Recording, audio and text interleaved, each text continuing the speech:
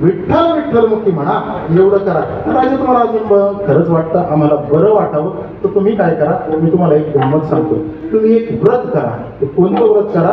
व्रत करा एकादशी. आणि राजे कंठामध्ये गळ्यात पवित्र तुळशीची माळ धारण करा, कंठी मिरवा तुळशी आणि व्रत करा एकादशी. एवढंच करा राजे, फार काही मला लागणार नाही.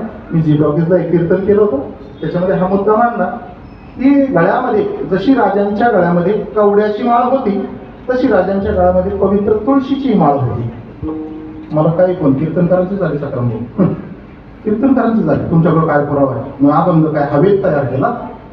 हा अभंग त्या दोघांचा संवाद आहे. ह्याच्यातून सिद्ध होतं जे तुकोबरा एक शब्द खाली टाकतात आणि तो शब्द खाली मातीत जाऊ नये म्हणून तो झेलण्यासाठी राजे गडावून खाली उतरतात. 8-8, 10-10 दिवस त्यांच्यापाशी वास्तव्य करतात, कथा कीर्तन ऐकतात. का? तो माझ्या जगद्गुरु तुकोबरायांचा शब्द आहे आणि त्यांच्या मुखातून आलेली वचनं, त्यांच्या मुखातून आलेले शब्द राजे माळ घाला तो का असाच लावतील का? असाच लावतील. राजांकडे पवित्र तुळशीची माळही होती. त्यांचे सर्पमित्र आहेत, मी सर्पमित्र म्हणून काम करतो. आमची टीम आहे पुण्यातली, 2 NGO मध्ये काम करतो. ती पोरं आहेत ना, ती खतरनाक, ती साप बीप पकडणार म्हणजे ते खतरनाक आहे. ती सगळी तशीच होती. पण राजांना मानणारी होती. अजूनही धाकल्या धान्यांची पूजा म्हणजे संभाजीराजांचा जो डेक्कनचा पुतळा आहे त्याची पूजा करणारी ती आमची फील्ड आहे, आमची टीम आहे. ते राजांवर प्रेम करतात. गप्पा मारता मारता मी हा मुद्दा त्यांना सांगितला, एवढाच मुद्दा सांगितला.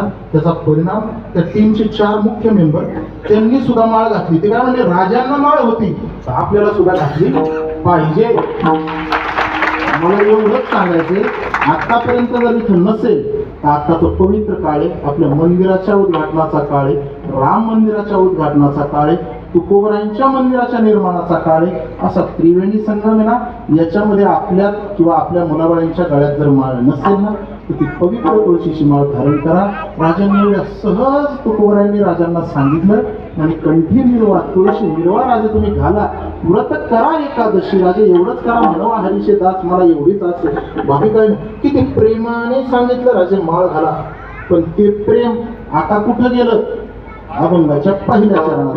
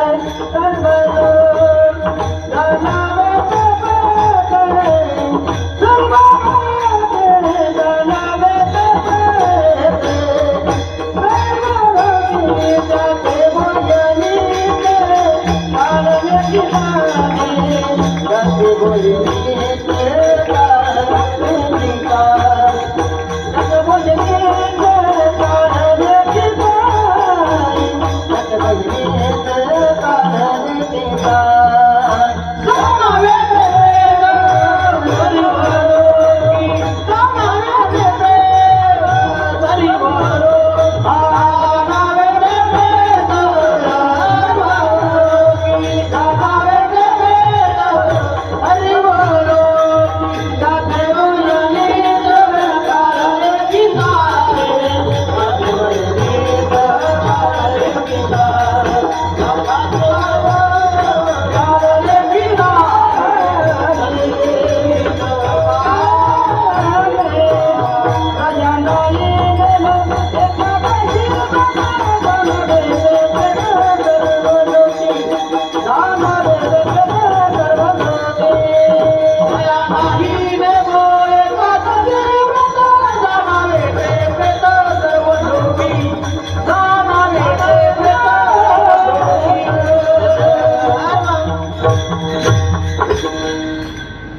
तुकोबरायांनी राजांच्या सोबत प्रेमाने संवाद केला, गोडीत सांगितलं, राजा आहे तो पूजक आहेत, राजांचं नाव काढावं आणि राजांचे सेवक यावे, भाग्याचे या.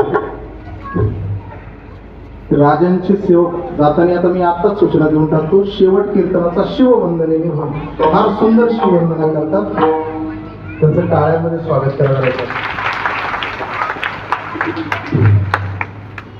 दिनेशजी टोंबरे ग्रामीण भागातला युवक एक काहीतरी विचार घेऊन निघाला आणि राजांचाच विषय सगळा. राजांनी गोडी राजांचा आणि तुकोबऱ्यांचा संवाद आहे, पण तुकोबरे आज एवढे कडक का? कारण ते राजांशी बोलताना त्यांना माहिती एक शब्द शहानियापुरे एकची वचन, एखादा शब्द टाकला शहाण्याला कळतं काय ऐकायचं. राजकारणी मंडळी हुशार असतात, ते बरोबर सांगतात कार्यकर्त्याला, तेवढ्या तिकडं खोल्याबांध जागा आहे ना पलीकडे खोल्याबांध तेवढ्या त्यांनी विचारायचं नाही का, समजून घ्यायचं जवळून रस्ता जाणारे काहीतरी प्रोजेक्ट येणारे शहानियापुरे. हा व्हिडिओ जर आवडला असेल लाईक करा, शेअर करा आणि सबस्क्राईब करा. धन्यवाद.